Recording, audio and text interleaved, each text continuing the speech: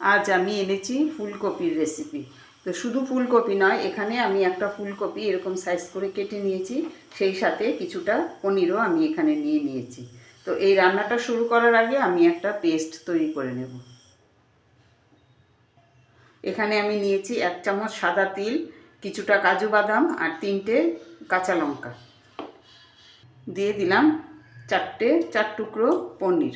এটাকে আমি একটা পেস্ট বানিয়ে নেব। তো এটাকে জল দিয়েও করা যাবে, চাইলে একটু দুধ দিয়েও করা যাবে। তো আমি একটু দুধ দিয়ে এটা একটা পেস্ট বানিয়ে নেব। তো পনিরটার মধ্যে আমি একটু নুন হলুদ মাখিয়ে নিয়েছি। এখন আমি পনিরটাকে হালকা করে ভেজে নেব। পনিরটাকে ভেজে আমি গরম জলের মধ্যে দেব, গরম জলে ভিজিয়ে রাখবো। তো পনিরটা আমার এরকম হালকা করে ভেজে নিয়েছি। এখন আমি পনিরটাকে তুলে নিচ্ছি। এখন আমি ফুলকপিটাকে ভেজে নেব। দিলাম নুন, দিলাম হলুদ গুঁড়ো, দিয়ে ভালো করে ভেজে নেব।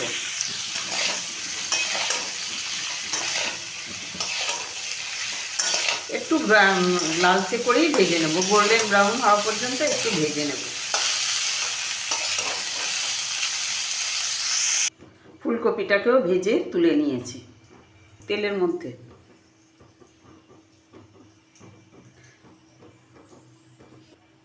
এখানে আমি খানিকটা জিরের গুঁড়ো, ধনের গুঁড়ো, লঙ্কার গুঁড়ো আর নুন একটু জল দিয়ে গুলে আমি দিয়ে দেব।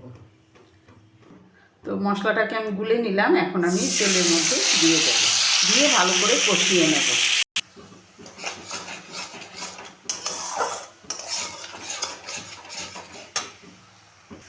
দিলাম একটু চিনি, দিয়ে আরেকটু কষিয়ে নেব। তো মশলাটা কষানো হয়ে গেছে। এখন আমি যে পেস্টটা তৈরি করে রেখেছিলাম, কাজু, তিল আর পনির দিয়ে দুধ দিয়ে, সেই পেস্টটা আমি দিয়ে দিলাম। দিয়ে আমি এখন এটাকেও ভালো করে একটু কষিয়ে নেব।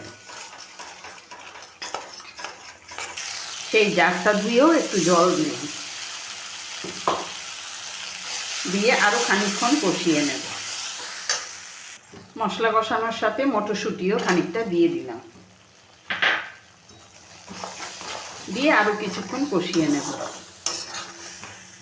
মশলা অনেকটাই কষানো হয়ে গেছে, তেলটাও ছেড়ে দিয়েছে। এখন আমি ফুলকপিটা দিয়ে দিলাম, ভাজা ফুলকপিটা দিয়ে একটু মিশিয়ে নেব।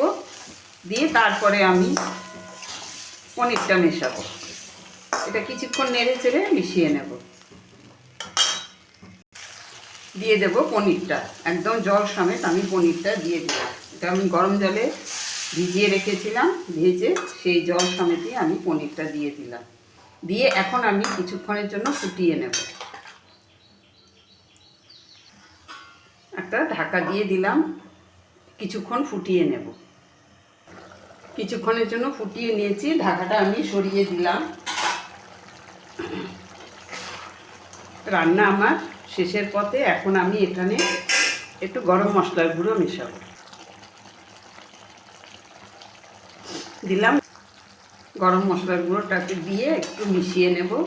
দিয়ে রান্না আমার শেষ, এখন আমি নামিয়ে নেব।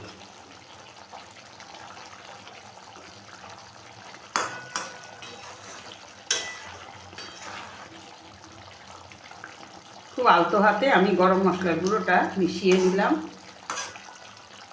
এখন আমি নামিয়ে নেব। তো পনির ফুলকপির রেসিপি আমার কমপ্লিট, আমি নামিয়েও নিয়েছি। তো আপনাদের কাছে আমার এই রেসিপিটা কেমন লাগলো অবশ্যই আমাকে একটু কমেন্ট করে জানাবেন। আর এই রেসিপিটা যে আমি আজকে বানালাম, এটা শুধু ভাত দিয়ে খাওয়া যাবে তাই নয়, এটা রুটি, লুচি, পরোটা বা পোলাও, ফ্রাইড রাইস দিয়েও এই রেসিপি পনির ফুলকপির এই তরকারিটা খাওয়া যাবে। তো তো অবশ্যই আমাকে একটু কমেন্ট করে জানাবেন। তো আজ এই পর্যন্তই, আবার নেক্সট রেসিপি নিয়ে আবার কথা হবে। সবাই ভালো থাকবেন, সুস্থ থাকবেন।